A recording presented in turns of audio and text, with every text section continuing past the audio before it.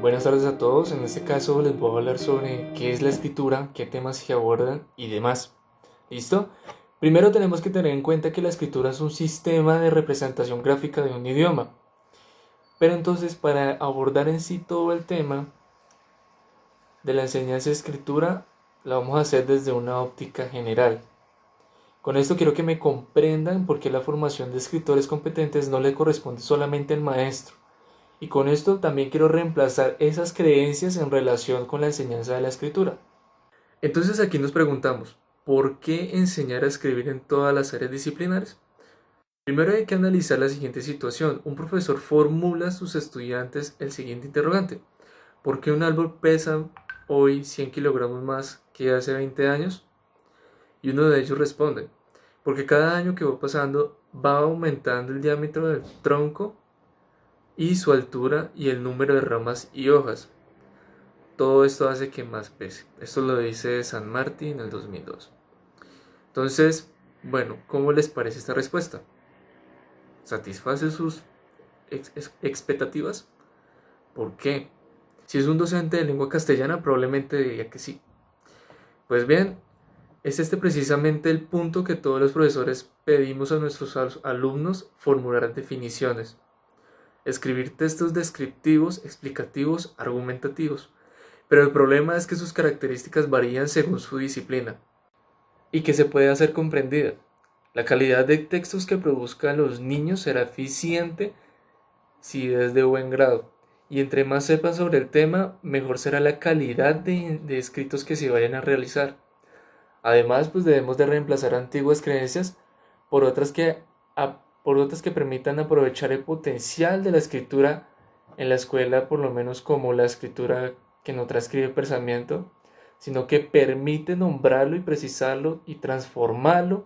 Si le preguntamos a un grupo de profesores de distintas áreas con qué propósitos escriben a sus estudiantes, lo más probable es que nos contesten que es con el fin de consignar información. Y si le preguntamos si usan la escritura como lengua a los alumnos que construyan ideas propias de su área, puede ser que no nos entiendan como tal la pregunta. Entonces aquí tenemos que tener claro de que la escuela usa la escritura para verificar si un estudiante aprendió o no, y muy poco para ayudarle a aprender.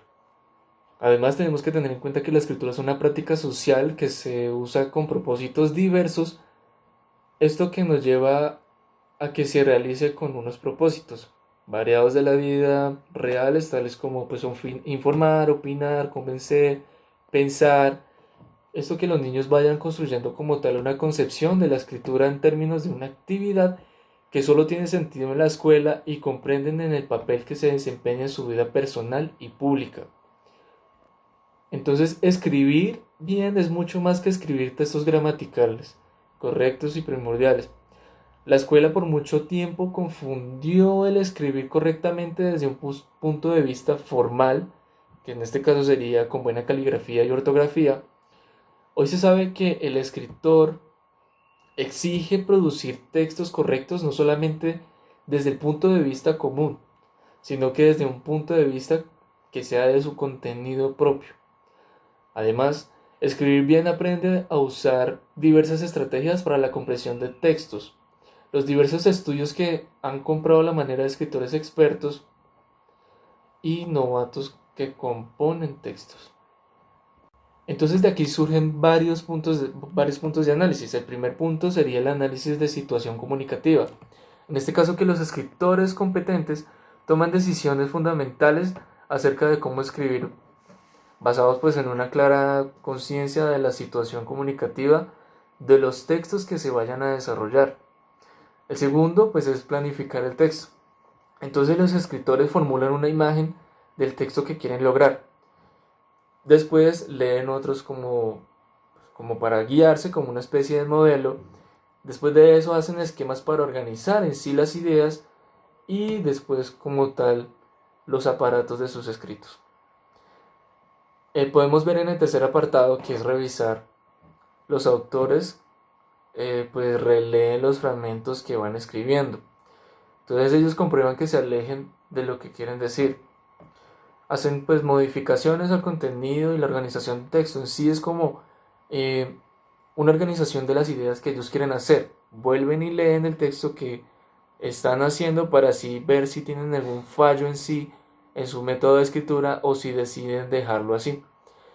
Y el último apartado, ya para acabar, es escribir varias versiones a diferencia del escritor novato. Esto que pues se suele escribir en una sola versión. El competente suele escribir varias hasta lograr una con la cual queda satisfecho. En el análisis de la situación comunicativa, los escritores competentes toman decisiones fundamentales a la hora de escribir el texto. Es decir, ellos buscan ellos buscan la situación para acoplarse en ella y además también buscar a quién va dirigido el texto. Bueno, acá en esta parte, acá nos hacen una comparativa entre el escritor no competente y entre el novato. Entonces, en planificar el texto, el escritor competente, él empieza a buscar fuentes, él empieza como a indagar en el tema sobre el que va a escribir. En cambio, el escritor novato simplemente empieza y sigue escribiendo el texto y sigue escribiendo. Entonces, al revisarlo, acá es lo mismo. Entonces el escritor competente, cada vez que va escribiendo pequeños fragmentos, va modificándolo y además va tratando de que sea congruente el texto. En cambio, los escritores novatos simplemente no revisan y siguen escribiendo de manera consecuente. Y por último está el escribir varias versiones. El escritor competente escribe varias veces hasta que se encuentra 100% satisfecho de su texto. En cambio, el novato, el mismo texto que empezó a escribir, con ese lo presentó y lo envió.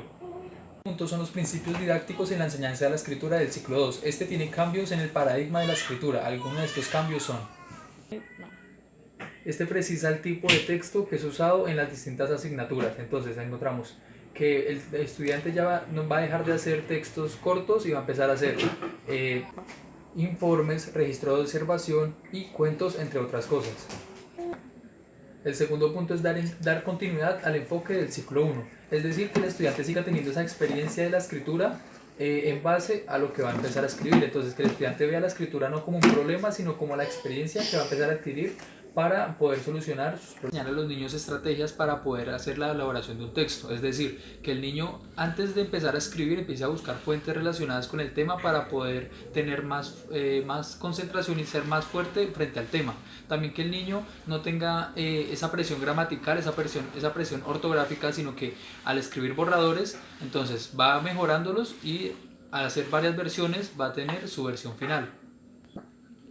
Y por último, la evaluación del texto. Entonces esta evaluación no va a ser ni teniendo en cuenta lo gramatical ni teniendo en cuenta lo ortográfico, sino teniendo en cuenta la información que va a traer ese texto, la información que el niño optó y que el niño concretó en tener en el texto. O sea, vamos a tener las investigaciones previas, vamos a tener los borradores y vamos a tener todo. Entonces el niño no va a tener esa presión gramatical ni ortográfica, porque ese no es el objetivo que se busca en esto. El objetivo es que el niño encuentre la forma de poder transmitir sus conocimientos y poder tratar de hacer un texto elaborado sin tener esa presión gramatical. Para concluir en el punto número 6, que son los ejemplos de prácticas que permiten enseñar diversas funciones de la escritura, entonces nos encontramos con un cuadro en el cual nos dice las funciones y los tipos de texto que podrían trabajarse durante el segundo ciclo. Entonces encontramos que la función referencial o informativa nos sirve para dar cuenta de la realidad, compartir conocimientos, datos, hechos relativos al mundo real. Entonces son informes, con esto podemos hacer tipos de textos como informes, registros de observación, textos periodísticos, entre otras cosas. También la función expresiva, que sirve para exteriorizar sentimientos, estados de ánimo y deseos. Entonces esos tipos de textos son más personales, como diarios, tarjetas y cartas personales. La función apelativa, que es para influir en las actividades, pensamientos o conducta del destinatario del texto. Entonces, estos tipos de textos son artículos de opinión, textos instructivos, textos de registros que nos registren normas y acuerdos entre el grupo. Y por último está la función imaginativa, que esta nos sirve para imaginar, inventar, fantasear, crear otros mundos. Y los tipos de textos son cuentos, poemas, fábulas, adivinanzas, mitos, leyendas, guiones teatrales, textos de tradición oral. Y esto sería todo. Muchas gracias. Buenas tardes. Para continuar con la exposición, seguimos con el séptimo tema, que es la literatura. Inicialmente debemos entender que la literatura es un arte cuya materia prima es el lenguaje. En ella podemos observar una representación de nuestra condición como seres humanos. es decir, podemos ver reflejada toda nuestra complejidad. La literatura vuelve comprensible las múltiples formas en las que los seres humanos debemos hacer frente a las distintas y variadas posibilidades que nos ofrece la vida. Por ende, podríamos mencionar que la experiencia literaria tiene persuasión emocional e inmediatez, puesto que cuando leemos somos partícipes de eso. Leyendo podemos gritar, sufrir, llorar, alegrarnos, etc. Asimismo, podríamos mencionar que una de las características principales de la literatura es que sus imágenes y símbolos que les son propias no necesitan de sustento, puesto que estamos en el terreno de lo posible, de lo verosímil. El octavo tema es la reelaboración de la tradición oral. Una de las características principales de la tradición oral es el juego con la lengua. Esto se refiere a un acercamiento lúdico al texto oral que ha pasado de generación a generación. Es decir, la tradición oral nos acerca al juego con la lengua materna, lo que nos permite relacionar nuestra realidad con la fantasía. Esto genera que podamos descubrir distintas formas de significar, de nombrar y de relacionarnos con el mundo. El noveno tema es la cultura de la niñez. Inicialmente debemos entender que la cultura de la niñez se define por reconocer al niño como un sujeto social, cultural, con necesidades, características diferentes a las de los adultos. Por ende, uno de los elementos más importantes en esta etapa es el juego, puesto que este componente social les permite descubrir el mundo y sus límites. El juego se entiende o se define como un elemento cuyo propósito es la inserción a la sociedad, potenciando su creatividad y su imaginación. Gracias. Bienvenidos, queridos estudiantes. En este momento, en este apartado de tiempo, vamos a tratar de hablar un poquito de lo que significan las apuestas didácticas para abordar la literatura en el segundo ciclo. Partiendo de que abordar la literatura en el aula es impulsar la esencia humana, es exaltarla, porque entre las posibilidades que el lenguaje tiene es mediar un encuentro entre los estudiantes y textos de calidad, lo que les brinda modelos de vida, teniendo en cuenta que la escritura es potencialmente variable, es decir, se puede diversificar, se puede expresar de muchas formas y permite diversas lecturas y acercamientos con esta misma. Y es el maestro quien a partir de las personalidades, a partir de las características, quien a partir de cada niño de su grupo específico es quien debe llevar textos literarios acordes a cada grupo. Y esto no es que se haga por intención, por decirlo así, solamente de extenderse durante todo el año y tener algo que abordar y tenerlos ocupados.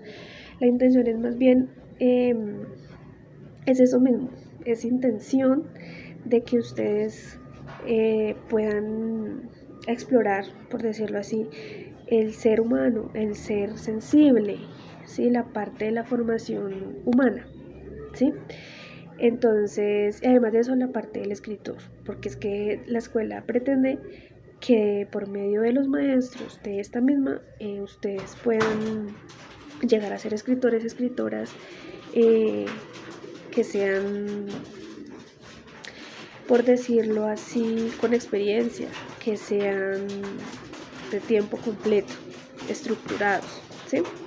Entonces, para esto existen ciertos parámetros que son muy importantes a la hora de llevarlo a cabo en la clase.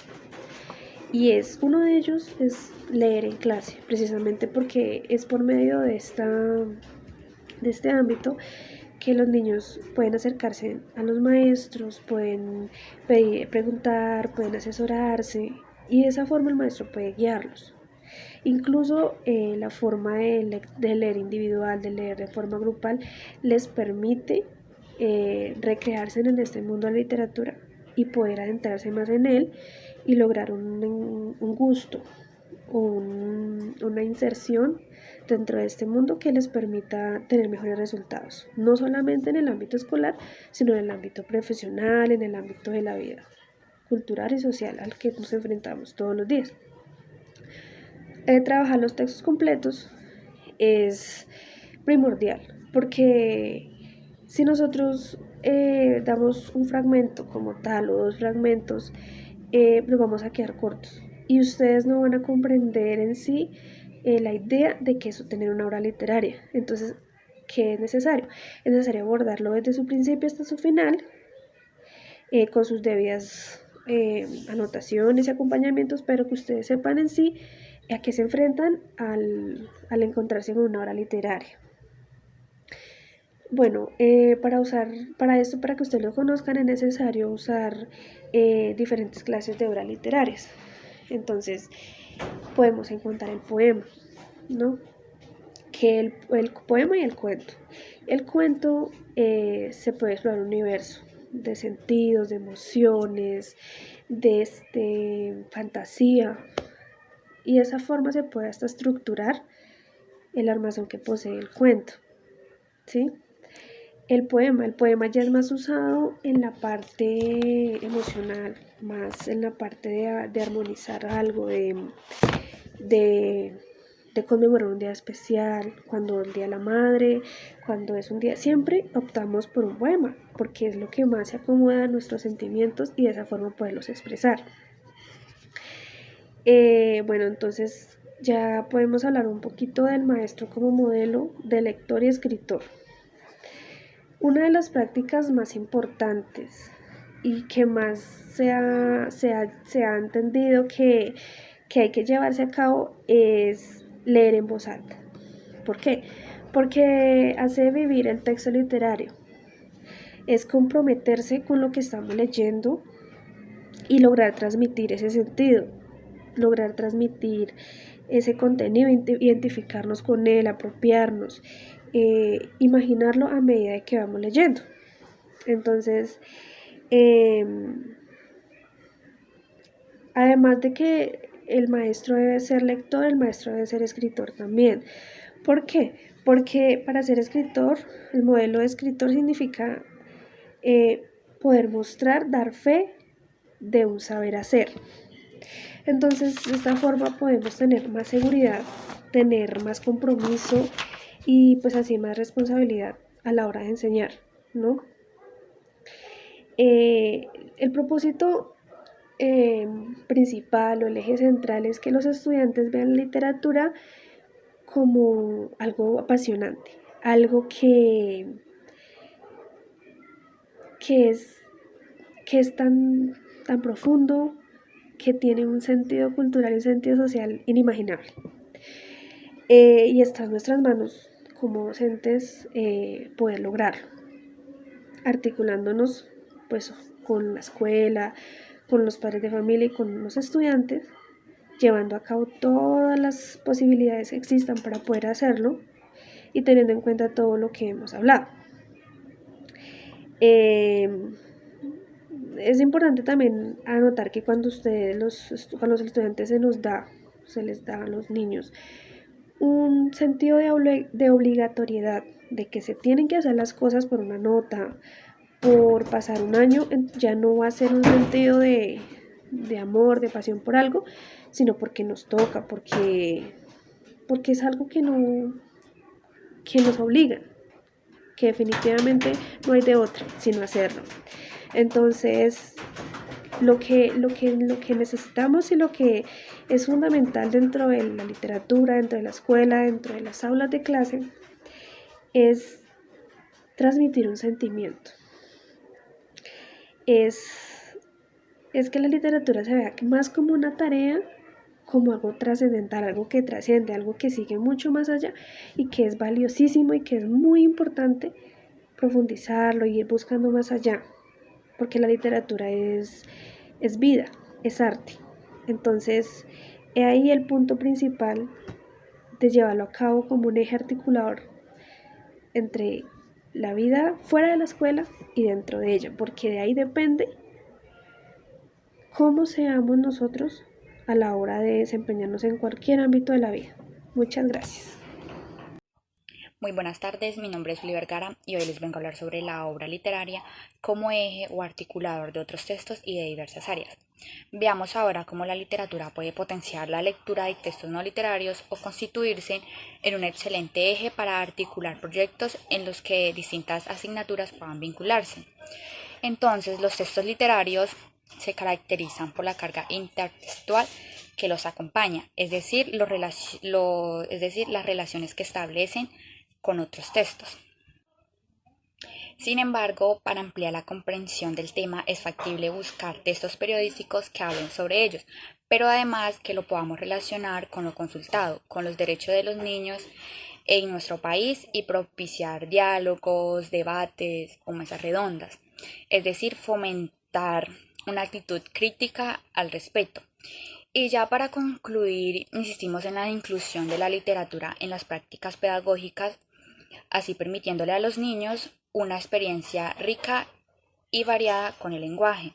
Además, porque la literatura potencia el conocimiento sobre nosotros mismos y sobre el mundo. También en el texto nos hablaban de que muchos estudiantes ya no experimentan el encuentro con la literatura en sus hogares, puesto que en las familias no se lee y pues ya no hay en las casas espacio para guardar libros. Sin embargo, los niños tienen una segunda oportunidad y esa es la escuela. Bueno, y por último les voy a hablar sobre lenguaje y tecnologías de la información y la comunicación. Entonces, en el texto nos dicen que porque es necesario que la escuela se comprometa con la formación en el uso de las tecnologías de la información y la comunicación, cómo pueden las TIC formar parte de la didáctica del lenguaje. Entonces, en el texto nos dicen que el Internet y otras formas de tecnología de la información y la comunicación, tales como procesadores del texto, editores de web y correos electrónicos, están redefiniendo periódicamente la naturaleza del alfabetismo. Para ser plenamente alfabetos, en el mundo de hoy los estudiantes debemos dominar las nuevas competencias de las TIC. Por lo tanto, los educadores tienen la responsabilidad de integrar de manera efectiva esas tecnologías dentro de la clase de lenguaje. Por eso es importante. Bueno, también nos dicen por qué es necesario formar a los estudiantes en el uso de las TIC. Antes de dar respuesta a esta pregunta, vamos a dar la siguiente definición sobre las TIC. Entonces nos dicen que es un conjunto de avances tecnológicos que nos propician la informática, las telecomunicaciones y las tecnologías audiovisuales, que comprenden los desarrollos relacionados con los ordenadores, internet, la telefonía, las aplicaciones multimedia y la realidad virtual. Estas tecnologías básicamente nos propician información, herramientas para su proceso y canales de comunicación. Entonces también nos hablan en el texto sobre el concepto de alfabetismo. Nos dicen que el alfabetismo ha evolucionado de manera paralela a las revoluciones tecnológicas producidas en el ámbito de la comunicación humana. Nos dicen que es un principio que asoció a los textos impresos en papel. Luego, a raíz de la irrupción de los medios masivos de comunicación, el concepto se amplió y además del lenguaje escrito, demandó modos de interpretar y producir nuevos lenguajes, el de la radio, la televisión, el video, el cine. Después de una tercera revolución, la digital, hizo que entraran en escena otros modos de leer y escribir propios de la virtualidad, nuevos géneros textuales que es imprescindible enseñar e interpretar y producir para poderse desempeñar en nuestra sociedad. Entonces, Carlos Lomas nos dice que la alfabetización escolar de las personas en el siglo XXI exige la enseñanza de saberes, destrezas y actitudes que nos permitan no solo el intercambio oral y escrito con las personas, sino también una interpretación crítica de usos y formas de los textos de la comunicación de masas y de los hipertextos de la cultura digital. Entonces, por último, pues formar en TICs no significa enseñar a usarlas, sino enseñar a utilizarlas para aprender y saberles dar un buen uso para nuestra formación e integración en una sociedad como la de hoy, en una sociedad actual. Muchas gracias.